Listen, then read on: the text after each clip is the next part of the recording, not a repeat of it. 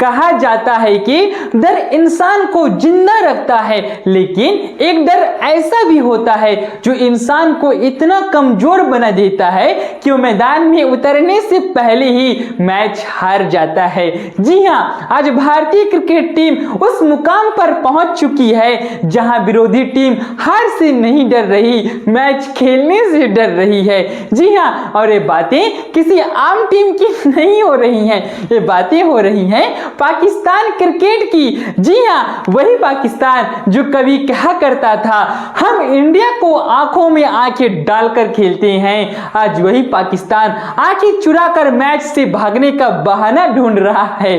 जी हाँ भाई साहब, आज भारत सिर्फ एक क्रिकेट टीम नहीं है, आज भारत एक मशीन बन चुका है T20 में, जहां दुनिया 180 190 को बड़ा स्कोर मानती है, भारत वहां 250 370 300 के बारे में सोच रहा है। और ये किसी एक खिलाड़ी की नहीं है, एक खिलाड़ी की वजह से नहीं है, ऊपर से नीचे तक बैटिंग हर ओवर में, बाउंड्री हर मैच में एक नया हीरो, यहीं से सबसे बड़ा डर निकलता है। क्योंकि जब विरोधी ये देखते हैं कि सामने वाला हर मैच में एक नया खिलाड़ी खड़ा कर दे रहा है, तो उसका मनोबल टॉस से पहले ही टूट जाता है। पता नहीं भाई साहब, आज मुझे बहुत ही हंसी आ रही है पाकिस्तान को देखकर।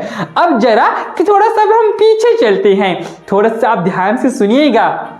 इस डर की शुरुआत सीनियर टीम से नहीं हुई है भाई साहब, इसकी शुरुआत हुई है अंडर 19 से हुई है, जब हमारे बच्चों ने पाकिस्तान के बच्चों को अंडर 19 वर्ल्ड कप में ऐसी हार दी है कि वो सिर्फ स्कोर बोर्ड पर नहीं, उनकी जहन में बैठ गया है।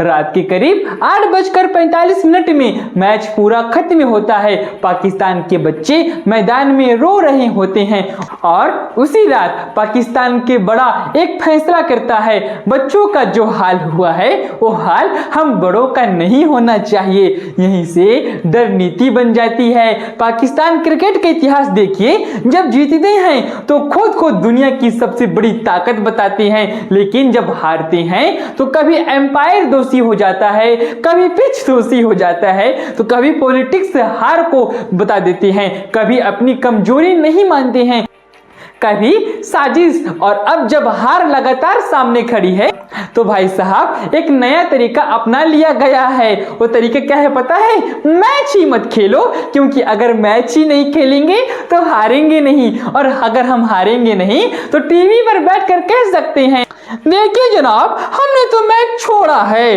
हारे थोड़ी ना है। अब जरा आप असली वजह समझ लीजिएगा।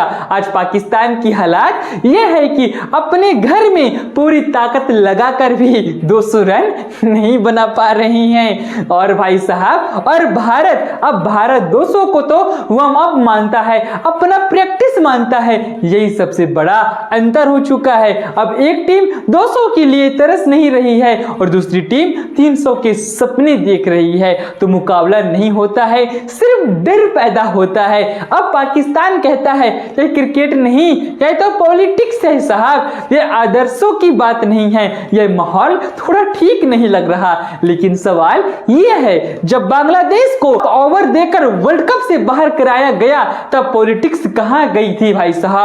तब आदर्श क्यों नहीं आपको याद आए थे? सच्चाई ये है कि राजनीति नहीं, ये तो डर की कूटनीति है भाई साहब। अब आईसीसी ने बहुत ही साफ शब्दों में ये कह दिया है कि कोई घरेलू तमाशा नहीं चल रहा है, ये आईसीसी का टूर्नामेंट है, खेलोगे तो नियम से खेलोगे, अगर नहीं खेलोगे तो बाहर बैठोगे, अगर पीसीएल में भी गड़बड़ की तो वहां भी कार्रवाई की जाएगी। मतलब साफ है, अब भागने की गुंजाइश ही नहीं है। अगर पाकिस्तान नहीं खेलता है तो भाई साहब पीसीबी को भी भारी आर्थिक नुकसान पहुंचने वाला है। ब्रॉडकास्ट डील्स वो पूरे खत्म हो जाएंगे, स्पॉन्सरशिप पूरे खत्म हो जाएंगे, हर खिलाड़ी बाहर बैठेगा, अलग अलग रैंकिंग में बाहर सबसे नीचे उतर जाएंगे। और आप एक बात मेरा याद रख लीजिएगा, पाकिस्तान में क्रिकेट सिर्फ खेल नहीं होता है, एक लौता मनोरंजन है, उसे भी तोड़ दिया जाएगा तो थोड़ा खालीपन सा लगेगा यार, खालीपन सा बचेगा। इतिहास गवाह है, 1971 में कारगिल सरेंडर में हर बार इस बार सरेंडर मैदान में हुआ था, लेकिन भाई साहब 11 खिलाड़ियों ने अगर इतनी खुददारी है, अगर इतना दम है तो एक बार करके दिखाओ ना। भारत से मत खेलो, अपने क्रिकेट को दांव पर लगा दो। दुनिया देखेगी कितनी खुददारी आप में बचती हुई है या बची हुई है। क्योंकि भाई साहब सच तो यही है, अगर आप भारत से खेलोगे तो हारोगे, नहीं खेलोगे तो भी हारोगे।